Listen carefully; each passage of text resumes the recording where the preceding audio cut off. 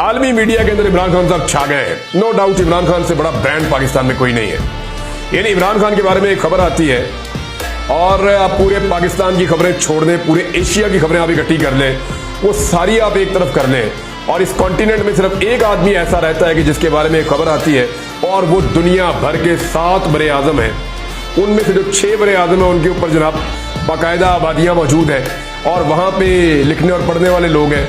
तो बड़े पैमाने पर वहां के मीडिया में खबरें छप जाती हैं इमरान खान से मुताल्लिक कोई भी चीज अगर मार्केट में आ जाए तो। पाकिस्तान में किसी आदमी को कभी नहीं मिलती जितनी बड़ी कवरेज है। इमरान खान ब्रांड है और पाकिस्तान इससे फायदा उठा सकता था, लेकिन हुआ क्या कि रियासत ने और रियासती इदारों ने इस ब्रांड से फायदा उठाने की बजाय इस ब्रांड से दुश्मनी लगा ली कि ये हमसे बेहतर कैसे हो सकता है, या ये हमसे ज्यादा आगे कैसे जा सकता है, या लोग इससे ज्यादा प्यार क्यों कर रहे हैं। एक अजीब जिद लगा ली पूरी रियासत ने पकड़ के और रियासती इदारों ने। अब उस